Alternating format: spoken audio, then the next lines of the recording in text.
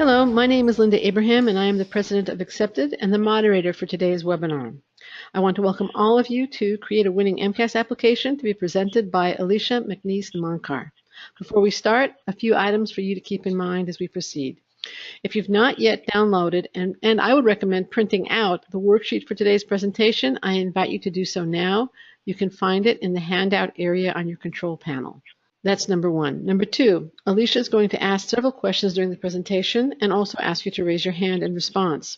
You can do so by clicking on the hand icon, two icons underneath the horizontal orange arrow on your control panel. Raising hands allows you to respond to our questions. What about your questions?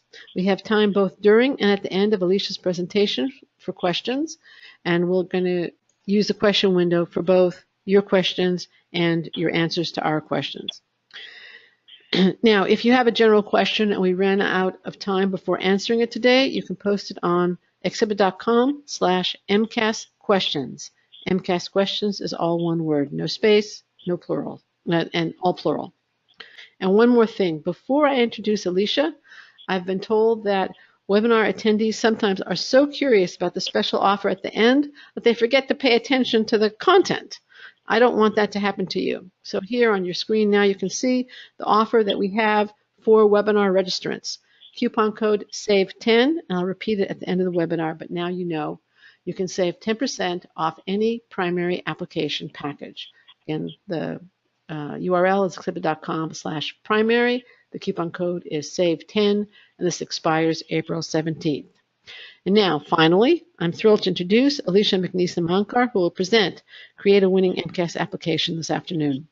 Alicia started advising Accepted's clients in 2012. She immediately was earning rave reviews from clients and has been earning them ever since.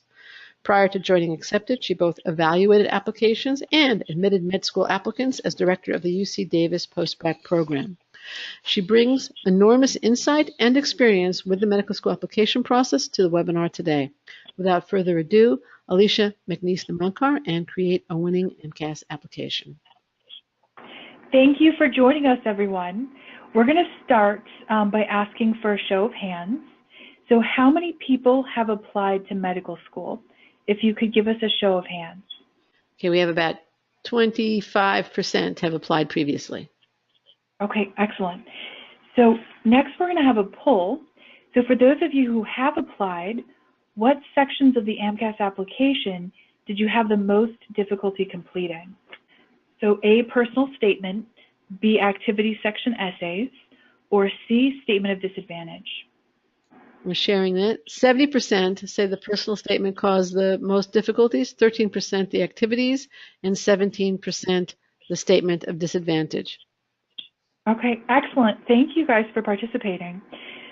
So today I'm going to provide an AMCAS workshop. There's a very old saying you might have heard. It's if you don't know where you are going, it doesn't matter which road you choose. So in our AMCAS workshop, we're going to cover every part of the AMCAS application.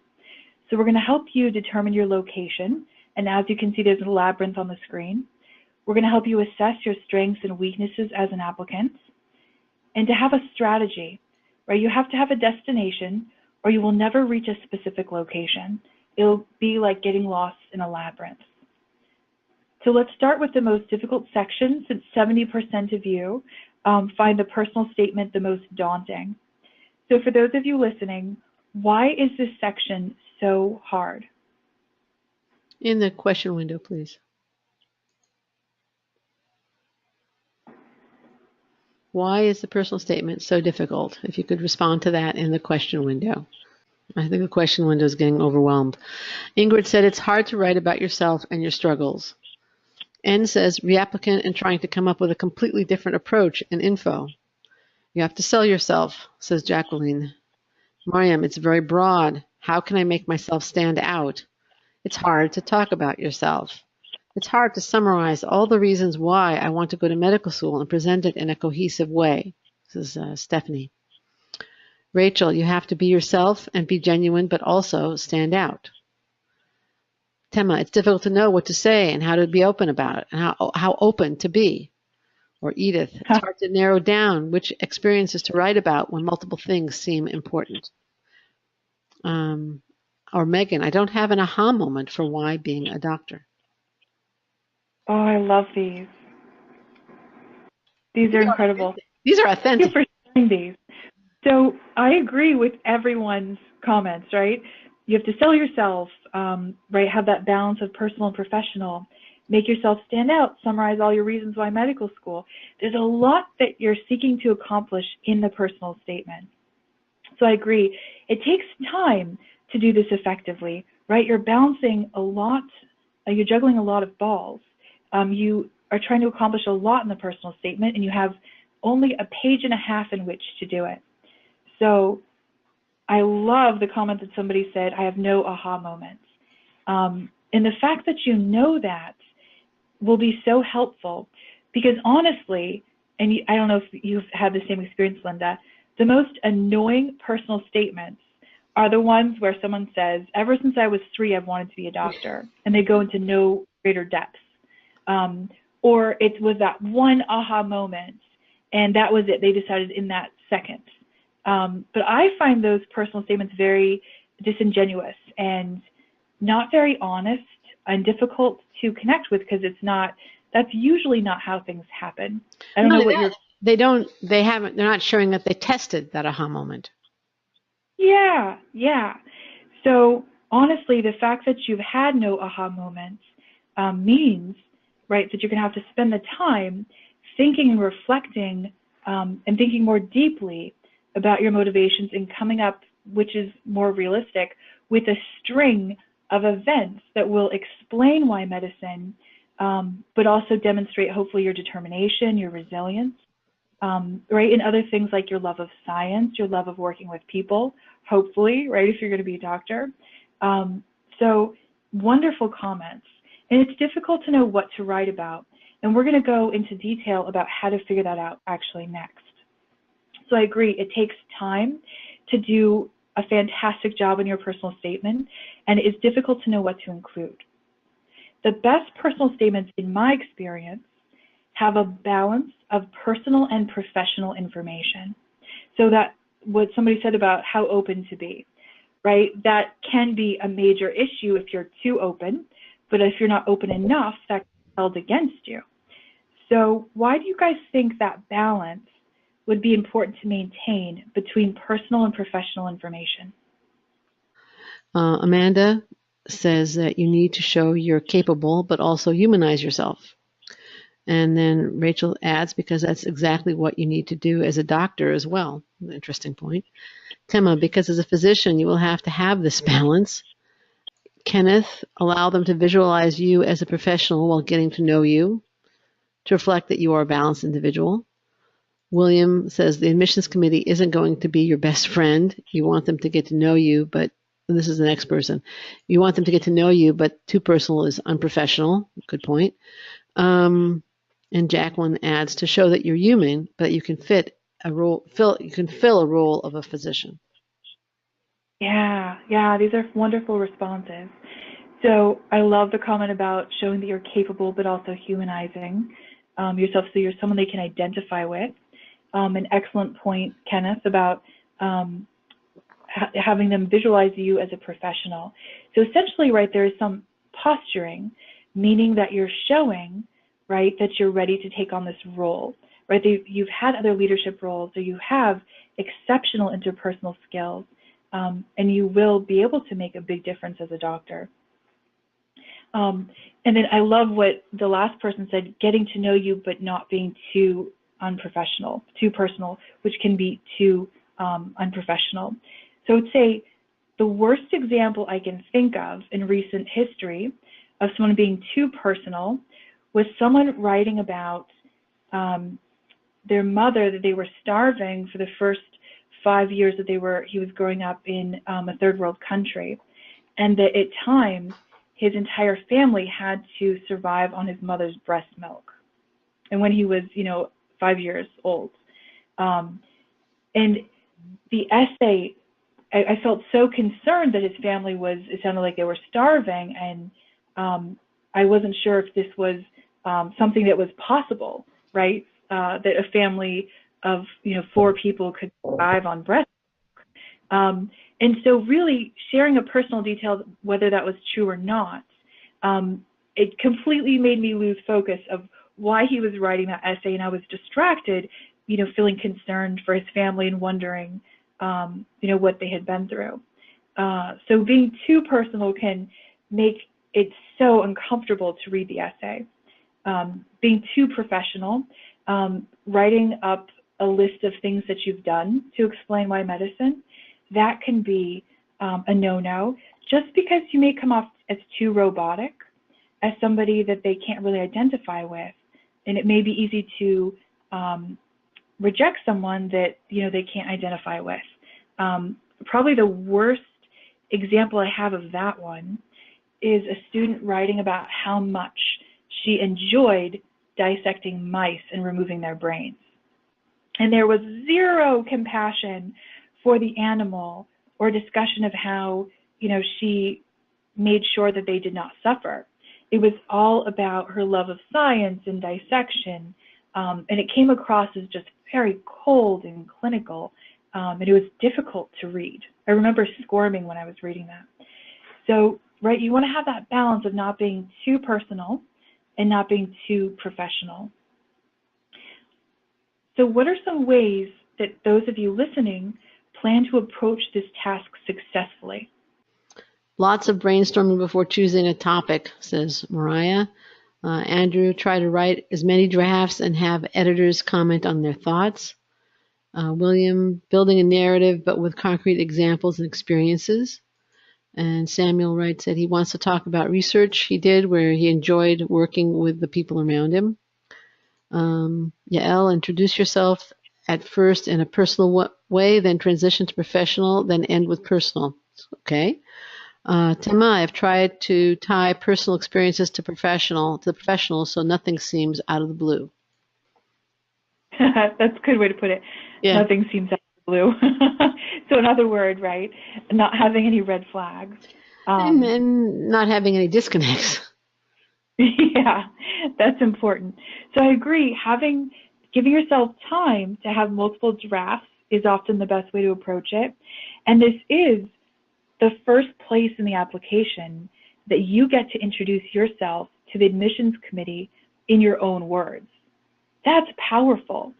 So you do want to introduce yourself, right? That's a major component of that essay is, how you describe yourself to others and what you've done to reach your goal of medicine. So I recommend using outlines, and I tell clients this all the time. You will save time and money if you use outlines, right? Would you ever build a house without a blueprint? No way, right? No way. No way. No way. That house would not stand. It would be lopsided. It would probably fall down, and not, in an interesting, good way. So use outlines. You will save yourself so much time to really map out and plan what's going to go in that essay, and being strategic about your choices. Editing. So giving yourself time to do multiple drafts, right? You don't want to submit those sloppy, hard to read essays at the last seconds, right? That's not a good feeling to submit an essay that hasn't been through multiple drafts. Giving yourself time to take a break and then review your drafts. So a lot of people are too close to the project, and then they think, I'm sure you've seen this, Linda, they think they're making it better, and they keep having, doing draft after draft, and it's, actually getting worse and worse because they're just too close to the project. So take a break, take some time away, and then look at your draft again. And there's some wonderful ideas. There's a book out that I absolutely love. It's called The Achievement Habit. Have you heard of it, Linda? No. It's called The Achievement Habit, Stop Wishing, Start Doing, and Take Command of Your Life. It's by Bernard Roth, and he's actually the director of the School of Design at Stanford, and he's fascinating. But he has a section in the book on page 82 where he reviews all possible creative strategies. And some of these that you can use for your personal statement would be, right, hard work. And that's number one, literally, hard work, right? Taking the time, spending the time to think deeply about these things, creating a supportive environment, relaxing, even dreaming, tapping into your subconscious. And I have weird, fun homework that I give to students who are having difficulty deciding what to cover in their personal statement. Brainstorming, lists, writing meta lists. Do you know what meta lists are? Well, they're big lists. So But meta lists tell of us. lists. Yeah. Yeah, it's like categories of lists, right? Morphological analysis, so matching up things with similar attributes. Idea logs, drawing, humor, conversation, forced transformations checklist. So magnifying, looking at ideas and magnifying them, and playing with scale. So there's just some of the approaches, but I often give students very weird, fun homework to help them get at the heart of things and to help them tease out the details, because you're going to have a much better personal statement if you can reveal the nuances of your development, of your motivations developing over time. In my opinion, the best personal statements are authentic and honest depictions of your real motivations. And as you can see, the Mona Lisa popped up on the screen, right? This is a focus on subtleties. That's what makes the Mona Lisa so fantastic, right? So your own personal statement can be a masterpiece, a culmination of your experiences and emotional maturation. So it can be a wonderful experience, and you can learn a lot about yourself. And I absolutely love working with my clients on their writing. It's so much fun to see what they can learn about themselves by engaging, doing the hard work of coming up with ideas for their personal statement.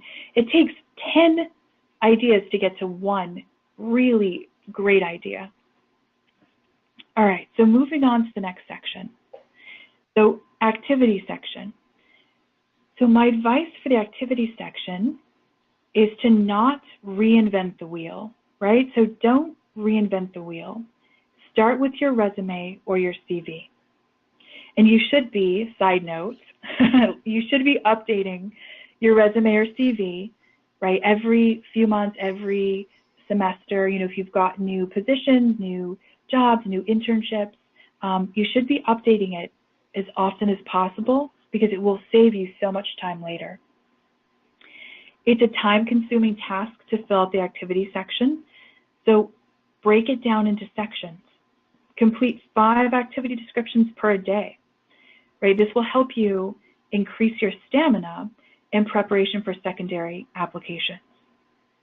And every year, I think students are absolutely shocked by how many secondary essays they end up with.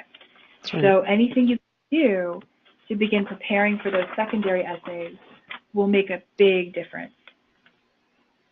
So for those of you listening, did you have any questions about what activities to include or not include in this section? Christine asked, can we include religious activities? Yeah, that's an interesting one. So I think you have to strike a balance. If you're going to include religious activities, highlight any leadership roles that you have. I would highlight community service, but I don't recommend getting into the details of sharing your personal beliefs or writing too much about, your approach to, for example, converting people or trying to recruit members. If you focus on leadership, on your service to the community, then I would say it's absolutely fine to include religious activities. What's your take on that, Linda? I would say the same.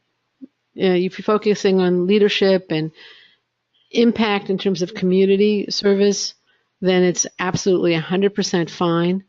But you don't want to come across as preachy, and you don't want to suddenly have your personal statement turn into a theological treatise.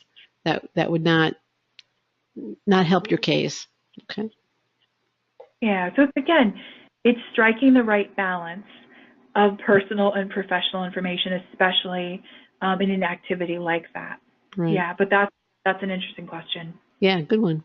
Ingrid asks, should we focus more on the clinical experiences and leadership activities? And I think you're going to get to that in a minute, right? Yes. Okay, so we're going to get to that in a minute, but it is a good question. And if we don't answer, if Alicia doesn't answer it, please raise it again. should I post work experience separately from the CV resume?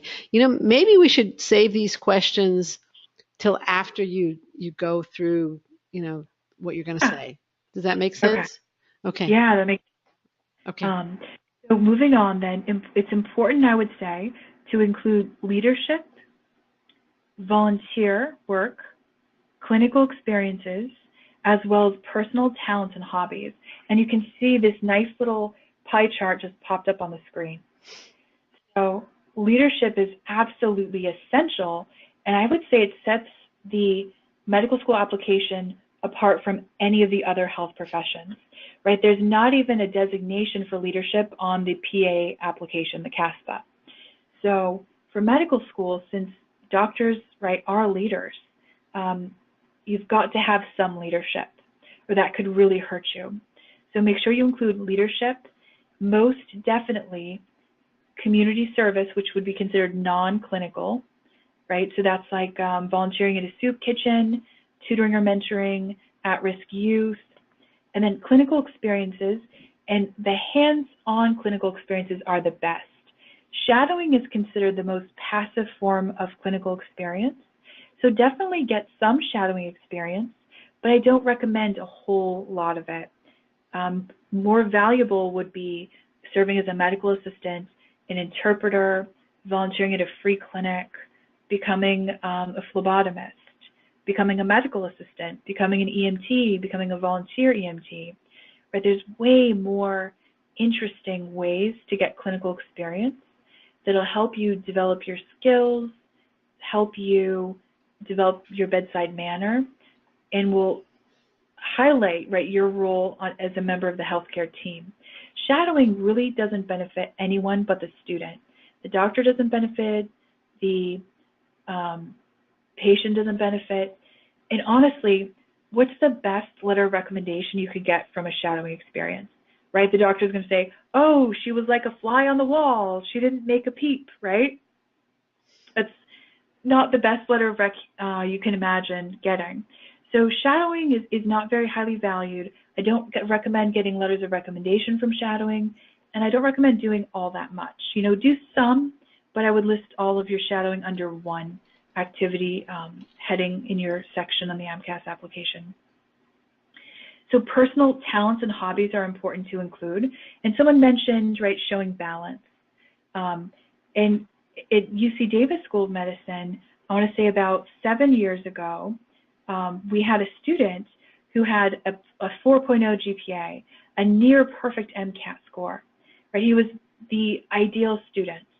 And for the first time in his life, he struggled in medical school, and he did not handle it well. Right? He started threatening staff, threatening other students, and they ended up having to 5150 him to put him on, psych evaluation and psych hold, and they ended up having to ask him to leave. And at that point, right, I remember going back and looking at his application and saying, what on earth could they have missed, right? And when you look at his application, he had amazing grades, amazing MCAT score, but he had no other interests outside of school. He had no hobbies, nothing but school involvement. And so nowadays, right, medical schools realize that having students who've struggled in the past and who demonstrate resilience, they've overcome struggle, is very helpful. You're more likely to succeed in medical school if you've demonstrated resilience in your past. So sometimes, right, those low grades, as long as you've retaken them and improved on your transcript, can be the most interesting and probably the strongest point of your application. It's a strength that you may have struggled, but that you've improved and overcome it. So talents and hobbies are actually a good idea to include for that reason, to show balance. So for those of you listening, can you give me examples of each of these that you will include in your application? Okay, while you folks are writing about that, we have a couple of people who asked about scribing as a form of clinical activity. It's highly valued, isn't it? Yeah, being a medical scribe is a fantastic thing to do because you're getting exposure to medical terminology. And you're right, you're observing the process of assessment and diagnosis. Yeah, it's wonderful exposure. All right. So in terms of some of the activities that people are writing about, Kenneth is writing about white water rafting. That's a good one. Carly about college sports. And Rachel says hobbies, biking and making friends through a fitness community. Okay. Mariah writes about traveling and hiking. Yeah. Samuel writes he was cut from college sports team freshman year and ended up as a starter senior year. Swimming, teaching. Oh, here's a good one. Volunteer Peace Corps, volunteered in Nicaragua. Clinic EMT, ER scribe, talents, hobbies, section leader for Gay Men's Chorus. So a lot of different activities that individual has. That's Andrew. And Alice says president of extracurricular club at school, volunteering in an emergency department, making photo books and journals. Yeah.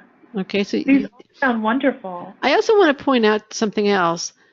Do you see the individuality that's coming through all this? Yeah, whitewater rafting is very different from putting together photo books. Yeah. Right. Or learning foreign languages or guitar and singing. I mean, there's for those of you who were at the beginning of the webinar talking about how you're concerned you're vanilla and you're going to blend in, some of these activities are really going to help differentiate you. Do what you love, right? Don't do activities that you think will look good to the selection committee, right? You're going to naturally be more enthusiastic, more excited to write about these things, and more inspired, right, if you do the things you love. And it's funny, but your interests will actually probably guide, right, your decision on your choice of specialty, what you decide to do. I worked with a student a couple years ago who was a portrait photographer, and he traveled the world taking portraits. And he ended up becoming an otolaryngology surgeon, ear, nose, and throat surgeon, and working with people who were born with cleft palates and doing reconstructive surgery. But his eye, right, his ability to take an outstanding portrait and studying people's faces was, right, really helping him develop his skill as a surgeon. So do what you love, not what you think is going to look good for selection committees. And we have a friend who's a radiologist by profession and a photographer by hobby. I mean, the connection is obvious. Really, that's interesting. It makes sense. Yeah. The technology, right? The focus on technology. Right. We need doctors with and imaging. Yeah, all different kinds of strengths. Yeah. So pursue your interests, pursue your passions. It'll make you more interesting, more unique, right? And it'll guide and inform what direction your career goes in. So for those of you listening, I want you to do something unusual. And this is, changing your point of view. So if you were evaluating applications at a medical school, sitting on the other side of the table, what would you look for in activities? Okay, mentorship, says Ingrid. Something you cannot get credit for. Okay. Yeah. Humanitarian efforts, experience with difficult situations, and growth. Catherine says consistency over time. Rachel says, I would look for evidence of ability to connect with others. Okay, that's close to mentorship. Well-rounded, says Mariah. Someone who really cares about what they're doing, says Tuhan. Teamwork, says William. Growth, starting out and not knowing much and then developing skills along the way, suggests Yael. Tema says, I would look for some sort of social justice, especially due to the times we are in. Anhar says, evidence of good communications. Andrew, having passion. Jory, I'd look for someone that works well with others and can respect teamwork. Abby, I'd look for something that actually had an impact on them. So I want you all to write these down. These are fabulous. They're fabulous. Put it on your worksheet. Put it on your worksheet. Yeah. Yes, write these down because these are all beautiful and such a diversity of characteristics, right? But all important in their own way. Right. And you can take your experiences and talk about how your experiences reflect your values. Yeah, that's fascinating. That's covering personal and professional. Right. Beautiful. And And individuating. there's so many creative and interesting ways that you can do it. Right. And I think that's what I love about writing, and I think that's what terrifies some people, is the fact that you can do it any way that you can imagine as long as you do it well, right? In your activity descriptions, in all of your essays, right? You can take any approach as long as you do it well. Okay, so moving on to the most meaningful essays. So for those of you listening, what is the difference between the activity descriptions and the most meaningful essays? So a little pop quiz. Character count that you get, number of characters. They give you more Yeah. space. Yeah, that's the answer. Yeah. So character limit, the activity descriptions are 700 characters, and the most meaningful essays are 1,325 characters, and the total number required. So you can add a maximum of 15 activity descriptions, and you get to only select 3 as the most meaningful. And for those 3, a lot of people get confused about this. For those 3, you have 2 essays to write, right? You have the description to write. So because you mark it the most meaningful, you're going to have the description to write plus the second essay, the most meaningful essay. So for the 3 that you designate most meaningful, you'll have the description and the most meaningful essay. A lot of people get confused about that. So you'll need to come up with more material. For the most meaningful essays, you want to go into greater depth. The activity descriptions, right, you should explain what your responsibilities were.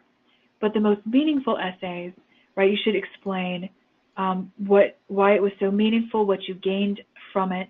You should go into much greater depth. So you'll need to do some brainstorming, some journaling, looking at your old journals to come up with material from that time period, maybe talking to friends or family who were involved in those activities, taking some time to reflect, and going back to this wonderful book, looking at diagramming your physical process, maybe doing drawings of activity to activity and flowcharts about how they connect, doing the creative game of what if you hadn't done that activity? How big of an impact has it actually had in your life? Looking at a decision-making matrix. So looking at all the priorities and factors into why possibly you chose that as the most meaningful. If you're very analytical, you might like an Excel spreadsheet approach. Working backward, maybe starting at the end of the experience and thinking back to the beginning, comparing where you were at the end of the activity as compared to the beginning of that activity. Doing storyboards, sequence planning, abstraction ladder, so problem solution diagrams. And you could even do cause and effect. A variation of that would be a cause and effect diagram. Mind maps, idea diagrams, meta summary, visual thinking. So doing like Venn diagrams is an example of that. And diagramming yourself. Isn't that interesting? Diagram yourself. What's that, Linda? I said that's a new one. I've never heard that. I've used mind maps myself. It's the coolest idea. What you do is you lay down on some butcher paper, and you have someone draw your outline, and then you diagram like, what part of you is focused on this, what part of you is focused on that. I mean, you could do it in so many cool, creative ways that could inform, what you're thinking about your activities, how much your activities influence who you are, right? People say that your habits make you who you are. That's fascinating, right? Okay. So using this process of putting this application together for self-discovery, self-reflection, and thinking more deeply, why were these activities so meaningful? Why did you choose them, right? And what impact has it had on you? How has it changed you? How has it changed your values, right? There's so many fascinating ways to approach this. And a big question is, a lot of people ask, how are the most meaningful essays different from the activities discussed in the personal statement? So obviously, right, you don't ever want to cut and paste word for word any content from one section to another. So the personal statement versus the most meaningful essays, right, you're going to cover the most meaningful essays from a very different angle, right? It's why was that experience so instrumental in your development as a pre-med or as a scientific thinker or as a healer or what have you. And the personal statement is going to be right, a very different approach, right? It should not be basically another list of your activities and what you've done, right? It should be something entirely different, an introduction to you, an analysis of your motivations. So it'll be a very different perspective. For those of you listening, I want to hear what are some ways that you're going to come up with more ideas. What are your brainstorming or creative approaches to coming up with content for essays? Buy that book. Okay. What was the name of that book again? The name of the book, I know, it's so good. It's by Bernard Roth. He's the director of the design school at Stanford, and it's called The Achievement Habit. Okay. Other suggestions are, let's see, journaling. I like the 5 whys. Yeah. I write like I speak, so it sounds like me. I'm not sure that'll do it, but trying to sit down and come up with an answer to why I want to be a physician. Rereading and highlighting my journals. Those are some suggestions. Ooh, good. Okay. The 5 whys, that's a wonderful one. That's used, I think, by the CEO of Honda in Japan. He says that if you ask why 5 times, which is kind of annoying, so you have to tell people what you're doing, right? Or you'll drive them insane. But if you ask why 5 times, he believes that you will get to the heart of any question. So I love that somebody mentioned the 5 whys. Kudos to whoever that was. Ingrid. Oh, Ingrid, awesome. Yeah, so there's all kinds of wonderful research and information on creativity. Scientific Mind, which is an incredible publication, I think it's published every 2 months. Their current article, their current edition is all about creativity. So if you're getting stuck or you're feeling frustrated, right, do some meta-analysis. Look at this bigger possibility of improving your creativity if you feel stuck and trying something different, right? This is the time to explore and to improve the way you approach stressful, complicated, difficult things, right, as you're going to be entering medical school, right, in preparation. Next, we're going to talk about the statement of disadvantage. So the 3 different types of disadvantage. There's social, economic, educational. So those are the 3 types of disadvantage. I'll give you examples of each one, since I think it was a small percentage, 17% of people are going to be applying as disadvantaged. So social disadvantage would be if you were raised in a single-parent household, if you were treated differently due to ethnicity, language, religion, sexuality, for any reason. Economic disadvantage would be if you were living in Section 8 housing, if you received food stamps or any kind of other public assistance program support, or if your family, just couldn't provide enough food or basic resources. Educational disadvantage would be if you have a learning disability or you attended low-performing public schools.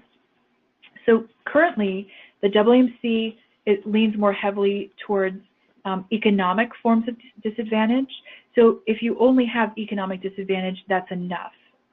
However, right, if you have a learning disability or, that's enough of a reason to apply as disadvantaged.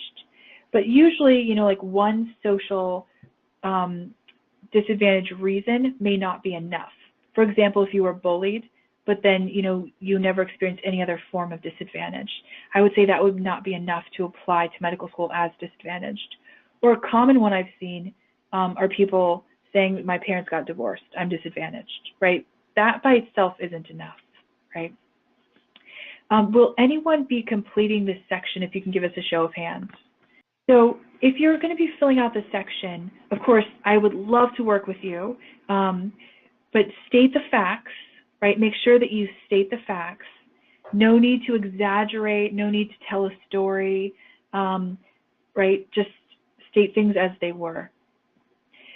I don't recommend copy and pasting anything from the personal statement to the statement of disadvantage, right? Keep those very separate because you're going to be covering your story from very different angles in these two different essays. When not to apply as disadvantaged, I would say, right, if you've only experienced, bullying, or if your parents have been divorced and that's the only thing.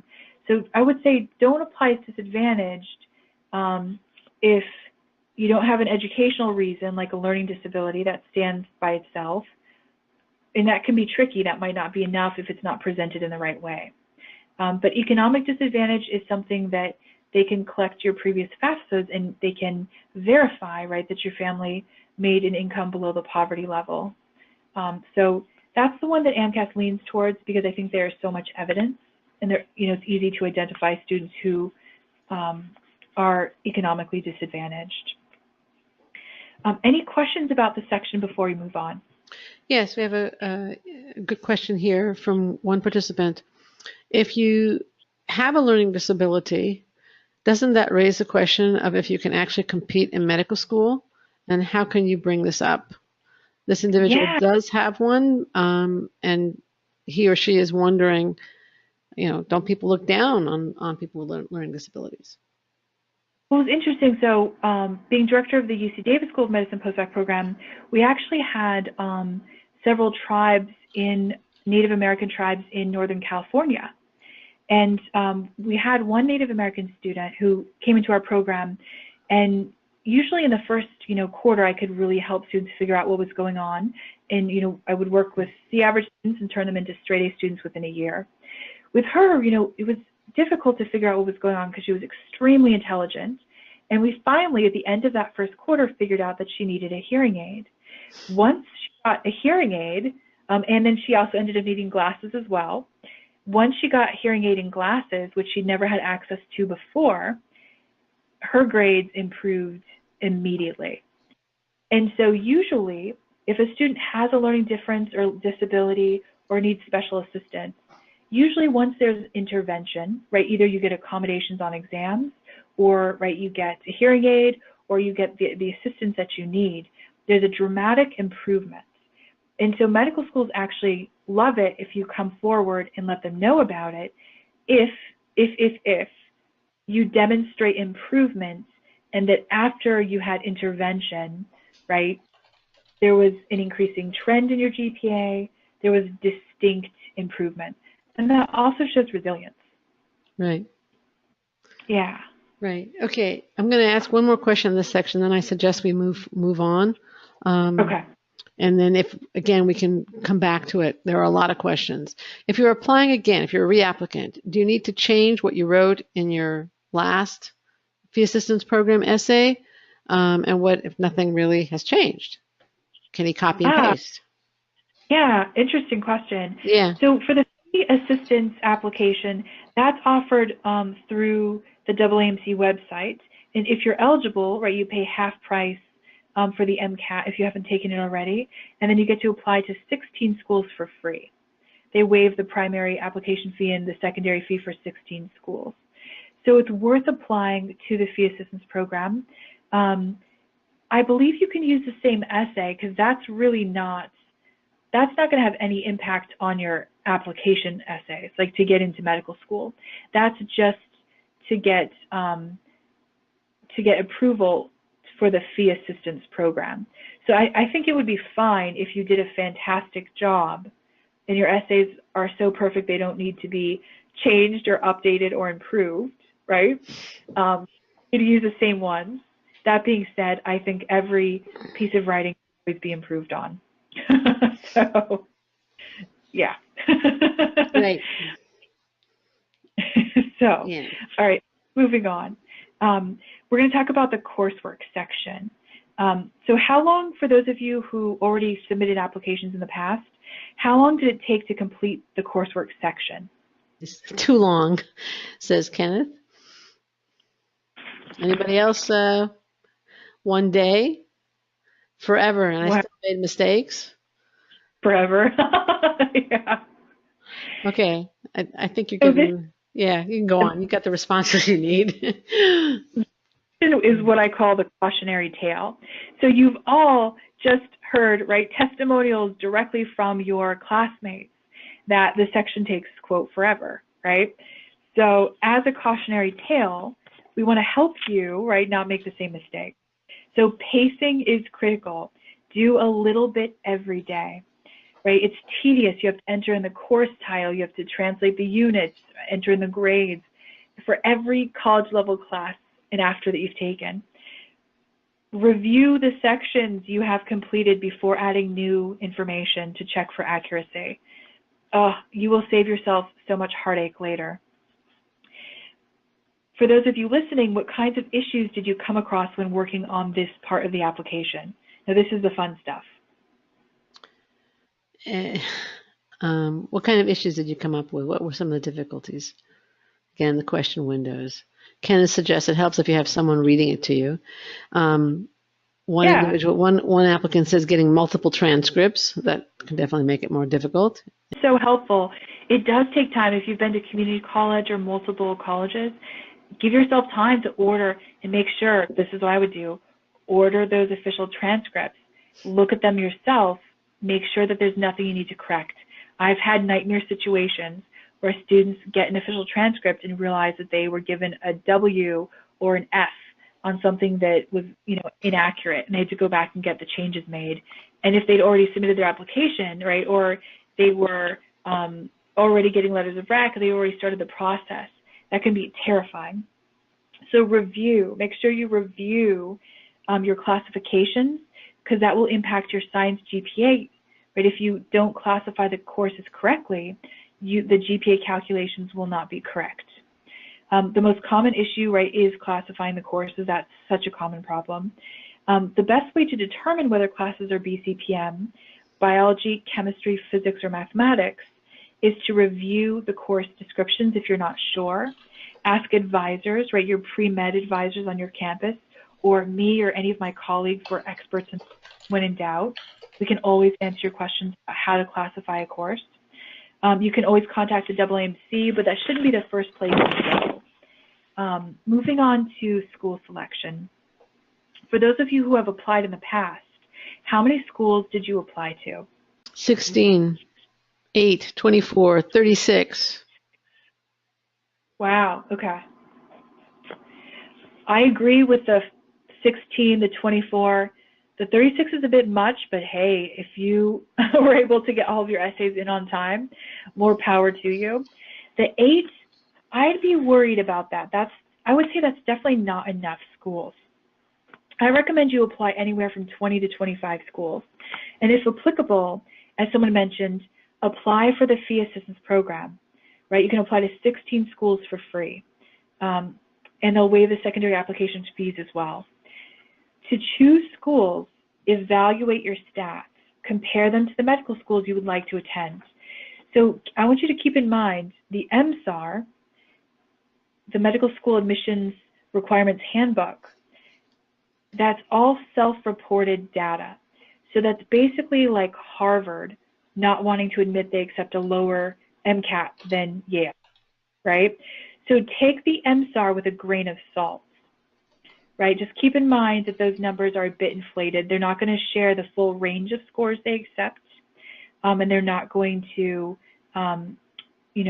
share the scores that are outside of their trend. Right, they're not going to share those. Going to pre-med conferences to network with other students, medical students, and medical school outreach officers can be a fantastic way to decide where you want to apply. And it would be crazy not to visit the medical schools in your state. Based on the data, you're more likely to get an acceptance from a medical school in which you're a resident of the state. So especially if there's a medical school an hour or two away from you, there is no reason why you should not visit. And it will help you write better secondary essays, right? To actually be able to say that you've been there is going to make a big difference. Research schools that specialize in your research interests or fields of interest, if there's a specialty that you're interested in already. And we're going to cover the basic information section next. So this section of the application is so easy that it could be considered a piece of cake. You can see the cake on the screen. That being said, most people don't double check the information they enter here, and they can make ridiculously silly mistakes. I once had a student call me freaking out because he had listed the wrong birthplace, and not just the wrong birthplace, the wrong country.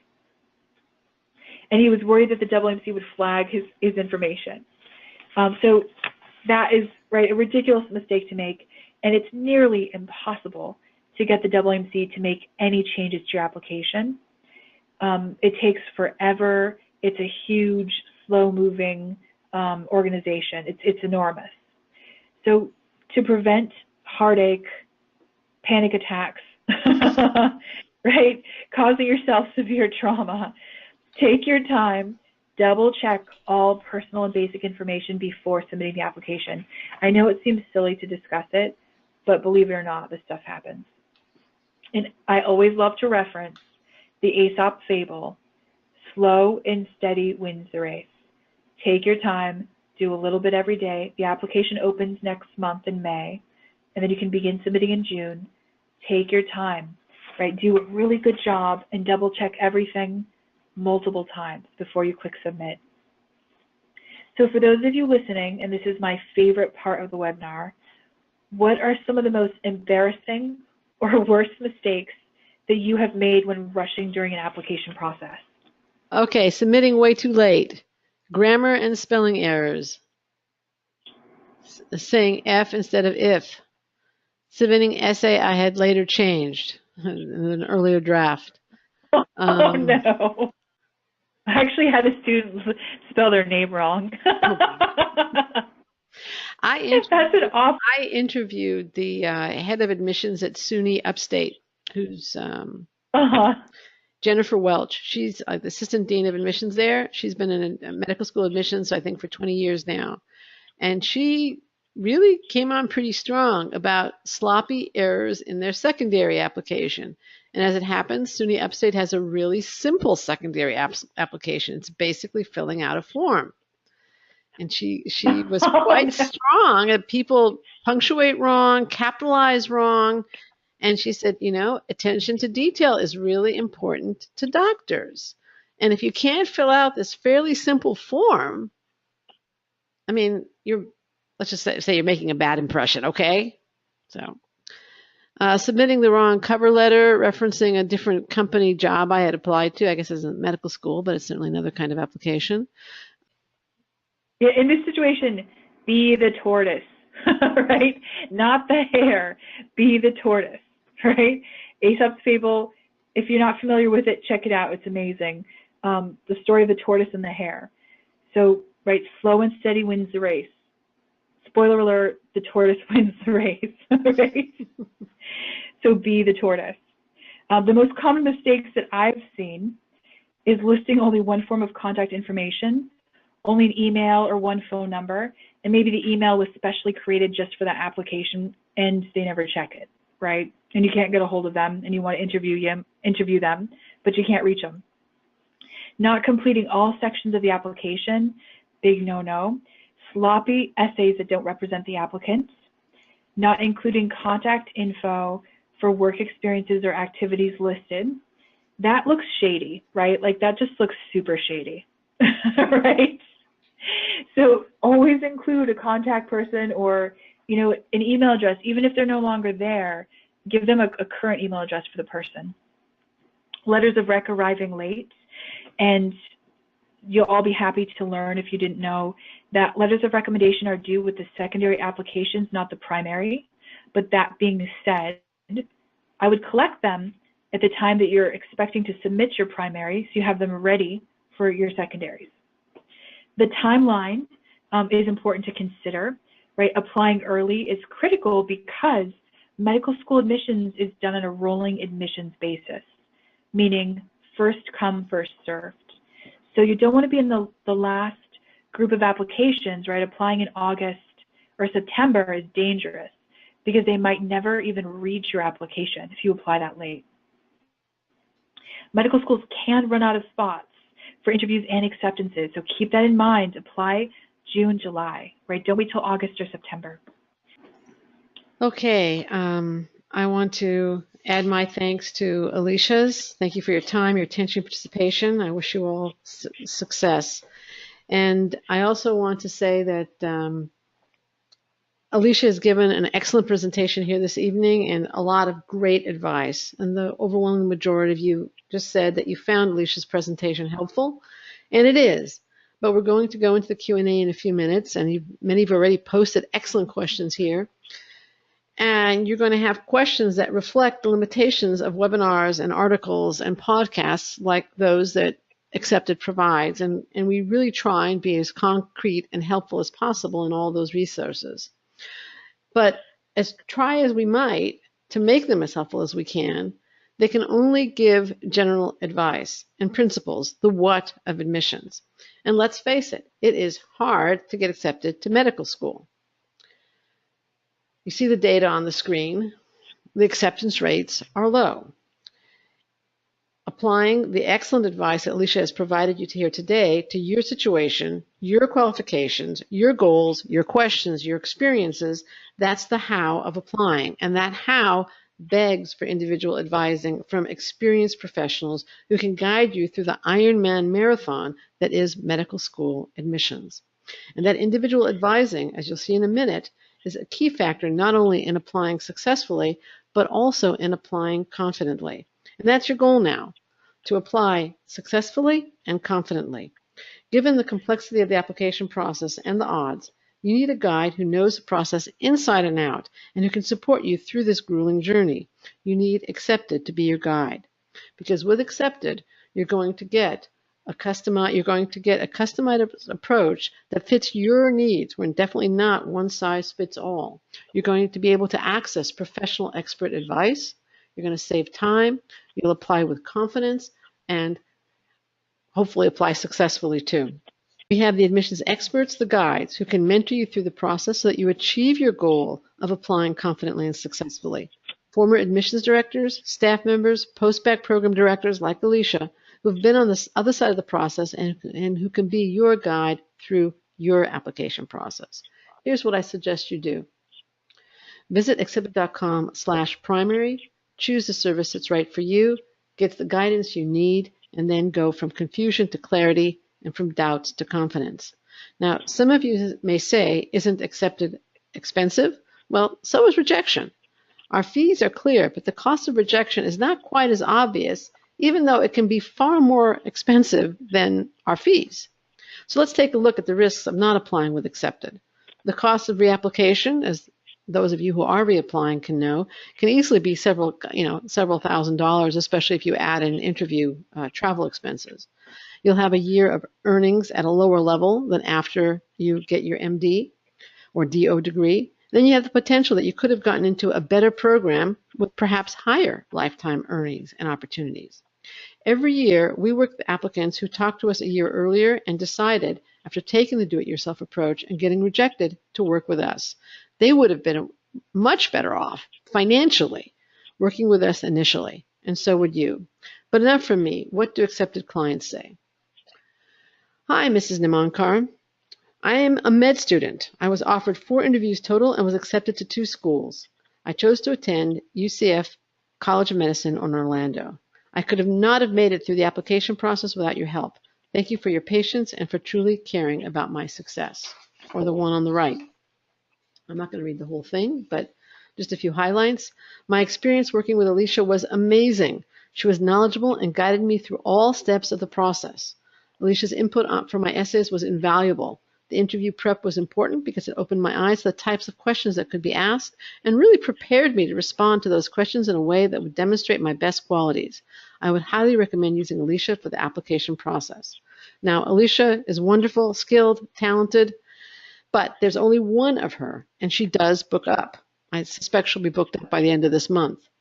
I don't want you to think that we don't have other talented experts on the staff, so here's a little more feedback. Dr. Gordon was wonderful to talk to. He was very honest, but in a way that was constructive. He pointed out the weak points in my application and kindly explained the best way to present them, which was my biggest concern. Dr. Newman, this is absolutely impressive. I cannot be happier today. The tone of my text sounds personal, professional, consequential, and so true. Thank you so much for adding that excitement that I felt but could not convey in my text. Or the last one, which is actually on the bottom left. Jessica really helped me with writing my personal statement. With her help, I was able to better prepare myself for my secondary applications and later interviews. Now I will be starting medical school in the fall. We'd love to help you as we helped the authors of those comments you just saw and thousands of others over the last 20 years. So once again, here are the steps that I suggest you take. These are the steps they took. And you'll also see, again, the special that I announced at the very beginning, 10% off any primary application package. Coupon code SAVE10. It expires April 17th, so you have a week to get in touch with us, talk to a consultant, and decide if you want to proceed. And now let's see if you have additional questions. I know there were several questions that I skipped, so let's go back to them. Do you have any special advice, Alicia, for people who desire to apply to MD PhD programs? Yeah, so MD PhD programs are much more competitive than admission to the general program. So obviously, right, you're going to need years of research experience. It will be helpful if you have publications, any kind of awards, poster presentations, if you've won any awards at symposiums. That would be incredibly helpful to set you apart. Some interesting things I've seen MD PhD students do in the past are, like teaching MCAT prep, showing that they have exceptional teaching skills, research skills, exceptional leadership skills. So since the MD PhD programs are so much more competitive, it's going to be all the more essential that you really set yourself apart strategically. Okay. Now, Yael asks, are the 3 most meaningful experience essays part of the 15 total activities? In other words, is it a total of 18 activities or a total of 15 activities? I know, it is so confusing, isn't it? Yeah. So it's 15 total. So 3 of those 15 you will designate as most meaningful. So it's just 15 total activities. Yeah. Okay. This you touched on, I think, earlier, but I think it bears bringing up again. Jacqueline asks, does a learning disability like ADHD make medical admissions officers hesitant to accept you? In other words, they won't be able to think you can succeed. Not if once you got intervention, you dramatically improved. And again, the thing that you might believe is the most embarrassing or shameful thing on your transcript might be your greatest strength, right? I've helped students get into medical school with F's or D's, as long as they retook those for a higher grade. So if you got an F or D, or you got a grade you're not, thrilled about, as long as, there was intervention, you either got accommodations or some kind of support, and once you got that support, then you excelled, it's only going to help you, right? That shows resilience, which medical schools realize is the most important thing across the board to select foreign students, right? You don't want to select students who are going to struggle for the first time in their lives in medical school and find out how they handle it, right? That's not a good situation. So that will help you if once you got intervention, you dramatically improved. Okay, one of my first clients, I remember him so clearly, was a young man who struggled in high school. And actually, I remember he told me that a high school teacher had told him he's never going to amount to much. And that's horrible. That is horrible. That's exactly what I said to him when he told me the story. Because by then, he was in a special program at UCLA where he got a combined bachelor's, master's. He had been diagnosed, I think, with dyslexia, with a serious, I'm pretty sure it was dyslexia. This was probably 20 years ago. He was charming, articulate, impressive in so many ways. He was tutoring a blind student in chemistry. He was very involved on campus with students with disabilities. He was applying to medical school, which is how he got to me. I helped him with his personal statement. and he was accepted, I believe, to UCLA, and ultimately went on and did a residency in one of the more selective residency programs. But he had the most unbelievable story, and he was the most impressive individual. Obviously, he was not going to let that learning disability stop him at all. What happened was it simply hadn't been diagnosed. Once it was diagnosed and he learned compensatory techniques, his grades soared, and he did just fine. Imagine he's going to be I'm sure he was a better doctor. He's a more empathetic individual. Yeah, he's going to be sensitive to his patients and not use such discouraging, repulsive language. I mean, that's so judgmental. You can never know a person's potential. And if you think the best of people, I often find they rise to the occasion, Right. Yeah. So I'm so glad that he made it. But I'm sure that, unfortunately, he had to go through that, but he's probably a better doctor because of it. Probably. Now, Rachel asks, how do you get a real vibe for each school? You probably can't visit each school. Yeah, that can be tricky. That can be really hard. So some things to do are to follow the school on social media. I know social media is a hot topic right now, but following, the medical schools that you're most excited about to see, when they're having events, that if you're in the area, go to them. Definitely go to them. And also just to keep track of, what's important to them. Have they won awards? What's popular on their campus? What's, the news? So going to a school is obviously the best and easiest way to determine the vibe of a school. But I would say, going to pre-health fairs where you can talk to medical students or representatives from a lot of schools and in one place can be best use of time, right? If you're not able to travel that much or that far. But social media, following them is a good thing to do. You really get a lot from the culture about what they post, what's important to them, getting to know somebody on their campus. So, friending someone or going to a pre-health fair, making contact and keeping in touch with them. So you've got to read the website. If they have a student handbook, check it out. It can get difficult to learn about some schools because they do have really outdated and they're hard to read, not easy to find stuff. But doesn't that in itself tell you something about the school? Yeah. Right? Mm-hmm. I don't know. Some schools just seem not to be able to put up a good website, but whatever. Yeah. That's different. Well. Yeah. I don't know. I don't know that I'm not convinced that it reflects on the school as much as the marketing people in charge of the school, but it doesn't serve them well, that's for sure. Okay, Edith has an interesting question. I have various anti-hunger work that is important to me and related to health in the broader sense of it, but not sure how much to include and if the description should be about how it relates to medicine or which skills are translatable. I missed the first part of the question. If you could just say the first part. I have various anti-hunger work that is important to me and related to health. Phrase. Yeah. Yeah. Okay. Anti-hunger. I was like, wait, what was that? It's not right. I've never met anybody who's pro-hunger. I guess maybe Weight Watchers, but that's not the same thing. Oh goodness. So anti-hunger.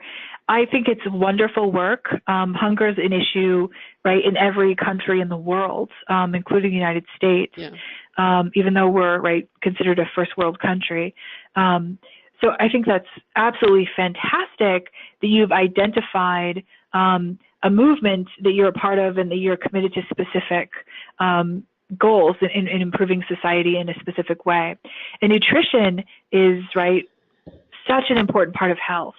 So I would look at, if you're interested in anti-hunger, that would go hand in hand with nutrition, with, looking at leadership roles in cross organizations, or seeing what are the best systems to educate people about what to eat. Because sometimes it's not just hunger, it's the fact that people are eating foods that are processed and so terrible for them, right? Like macaroni and cheese, that food dye color that's in macaroni and cheese in the United States, that is illegal in other countries. Did you know that? No. It's a terrible ingredient that directly affects people's health very negatively. I forget if it causes cancer or something. But I would say, of course, you can include your anti-hunger work. That sounds like community service to me if you're doing it on a volunteer basis. But look for leadership opportunities. Look for translational roles. You know, are there other things you can do in terms of educating about nutrition, about nutrition for specific populations? Like I once had a student who was preparing meals for HIV positive and AIDS patients, and they couldn't believe when they started participating in this nonprofit meal providing service, they couldn't believe how much better they felt when they changed what they ate. And I think, right, one of the earliest Greeks, is it Hippocrates, said, "Let food be thy medicine." One of the Greeks said that. So let food be thy medicine. So I would say anti-hunger work sounds like a fantastic way to get involved in the community. But just look for leadership, look for other translation. Yeah. Michael asks, does it make sense to apply and visit in-state schools that look like a reach by their admittance stats? Yes, absolutely. Yeah, it also depends on the state you're in. I mean, but I would also think that it depends how far, how big the gap is. But basically, I completely agree with Alicia on that one. So, yeah, it's also, it'll educate you, because the more schools you visit, I mean, if that's the one thing you take away from this webinar, I'll be thrilled, right? Go visit the schools, especially the ones close to you. It's the easiest way to educate yourself and to give yourself a frame of reference to be able to compare. If you've only ever been to one medical school, that's going to be your frame of reference. But if you've had the chance to visit multiple campuses, right, then you're going to see the nuances, the differences between the program, the difference in the culture, where the students study, how friendly they are to each other. Right? There's all kinds of details that once you're actually physically at the school, you will have wished that maybe you knew about it or that you'd thought about it in more detail. So I think that's a wonderful idea to visit, even reach schools, because it will give you a frame of reference. Okay. I want to thank you again very much for your time, your answers, your questions, your participation. Thank you to Alicia. And I'd like to share a couple of final thoughts before we part. Actually, I'd like to share a story and a thought. The thought, remember the advice Alicia has given you about authenticity and timeliness, balance and steady effort, and so much more. And we're going to let you know when the recording is live, so if you want to review some of these points, you can do so. And if you're worried about your below average stats, you're concerned about the personal statement or some of the other issues that you've raised in the question window here, or the other writing required to apply successfully, not to mention the interviews, and if you're anxious about spending the next year or stressing about this marathon that you're undertaking, remember the excellent advice that Alicia has given you today and your goal, applying successfully and confidently. Steady wins the race. Here's feedback from a client who worked with Accepted. I've been thinking about this whole crazy process after having been accepted to 3 medical schools, and I know that I wouldn't have had a prayer if it weren't for your substantial help. They say the essays are one of the most important aspects of the application, especially for someone like me whose numbers are a little below average. You greatly distressed an important part of this process that was making me quite anxious. I felt much more confident in my essays after working with you. Slightly low numbers, concern about the quality and quantity of writing you will have to do between the personal statements, the MMEs, and the secondaries. If you can relate, then also realize this client did it. He's now in medical school, and you can be too. Take the same steps that he took.